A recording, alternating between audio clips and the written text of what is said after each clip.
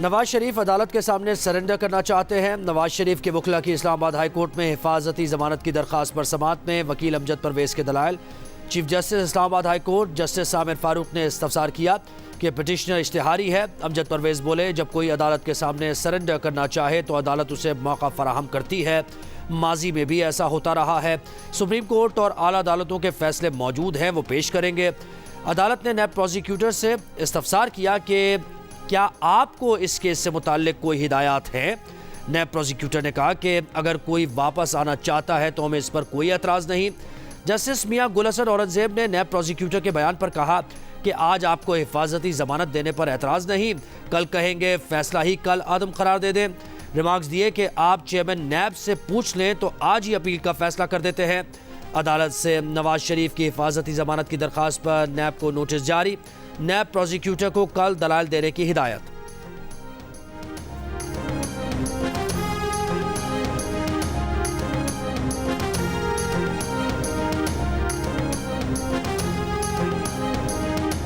غزہ میں زخمیوں سے بھرے اسپتال پر اسرائیل کی بمباری، زخمی بچوں اور خواتین سمیت 500 فلسطینی شہید، سینکڑوں شدید زخمی۔ غزہ پر اسرائیلی بمباری سے شہید فلسطینیوں کی تعداد 3500 سے تجاوز کر گئی، 13,000 سے زائد زخمی۔ اقوام متحدہ کے سیکرٹری جنرل سمیت بین الاقوامی سطح پر اسپتال کو نشانہ بنانے کی مذمت۔ اسپتال پر حملے کی وجہ سے اردن اور مصر اور فلسطین صدور نے خطے کے دورے پر پہنچے امریکی صدر جو بائیڈن سے ملاقات منسوخ کر دی۔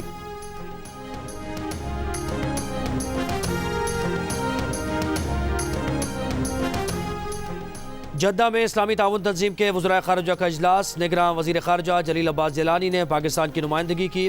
ایرانی وزیر خارجہ کا اسرائیل کو تسلیم کرنے والے ممالک سے تل ابیب سے سفیروں کو بلانے کا مطالبہ، اسرائیل پر تیل کی پابندیوں سمیت دیگر پابندیاں لگانے کا بھی مطالبہ کیا۔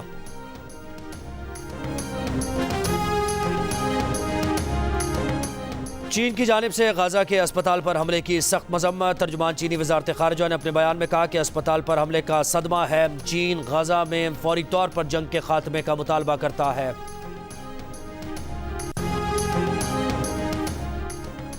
نگراں وزیر اعظم انوار الحق کاکڑ کی چینی ہم منصب سے تیسرے بیلٹ اینڈ روڈ فورم کے موقع پر ملاقات، پاک چین وزرائے اعظم کا باہمی تعلقات کو مزید بڑھانے کے عزم کا اعادہ، سیاسی، اقتصادی، شعبہ تعلیم، سائنس اور ٹیکنالوجی تعلقات بڑھانے پر اتفاق۔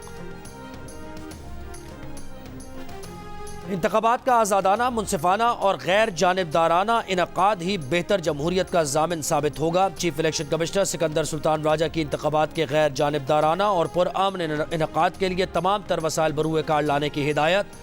عام انتخابات سے متعلق کوئٹہ میں عام اجلاس کی صدارت کرتے ہوئے چیف الیکشن کمشنر نے کہا کہ شفاف انتخابات کا انعقاد سب کی ذمہ داری ہے، انتخابی عمل میں کوتاہی کرنے والوں کے خلاف سخت کارروائی کی جائے گی۔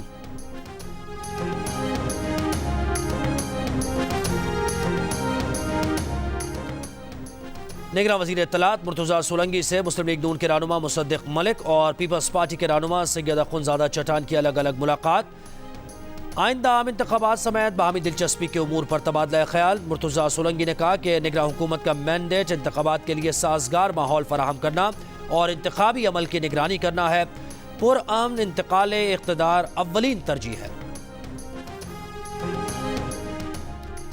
مسلم لیگ نون کے رہنما رانا ثناء اللہ کہتے ہیں کہ تنظیمی عہدیدار 21 اکتوبر کے لیے دیے گئے ٹاسک کو اہمیت دیں۔ ملتان میں نون لیگ کے ورکرز کنونشن سے خطاب میں رانا ثناء اللہ نے کہا کہ نواز شریف کے آنے کے بعد پاکستان کو وہیں لے جائیں گے جہاں 2017 میں تھا۔ لیگی رہنما طلال چودھری نے کہا کہ جو ٹارگٹ دیا گیا ہے اس سے کئی گنا زیادہ لوگ مینار پاکستان آئیں گے، پاکستان کو نواز شریف جیسے وزیر اعظم کی ضرورت ہے۔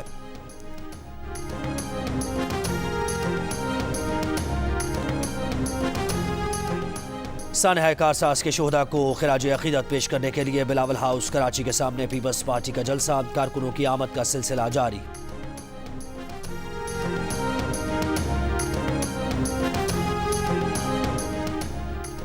لاہور ہائی کورٹ نے حنیف عباسی کو ایفیڈرین کیس سے بری کر دیا، لیگی رہنما کی عمر قید کی سزا کل عدم قرار۔ حنیف عباسی کا کہنا ہے کہ 11 سال یہ کیس بھگتا، 11 ماہ کی قید بھی کاٹی، مجھے 2 انتخابات سے باہر رکھا گیا۔ شیخ رشید اب الیکشن میں آئے گا تو الیکشن میں اس سے مقابلہ ہوگا۔ صدر نون لیگ شہباز شریف نے کہا یہ اس جھوٹ سے بریت ہے جس کا سامنا نواز شریف کو کئی برس تک کرنا پڑا۔ اسلام آباد کی آفیشل سیکرٹ ایکٹ عدالت نے چیئرمین پی ٹی آئی کو بیٹوں سے ٹیلی فونک گفتگو کرانے کی اجازت کا تحریری حکم جاری کر دیا۔ جیل سپرنٹینڈنٹ کو اپنی نگرانی میں چیئرمین پی ٹی آئی کو بیٹوں سے ٹیلی فونک گفتگو کرانے کی ہدایت۔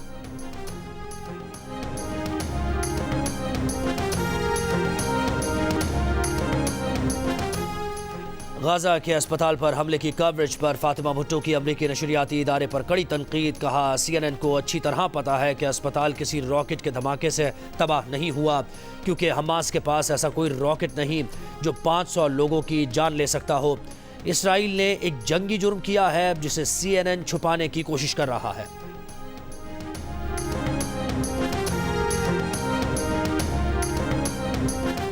اور کرکٹ ورلڈ کپ میں نیوزی لینڈ کی افغانستان کے خلاف بیٹنگ جاری، 4 وکٹ کے نقصان پر 254 رنز بنا لیے۔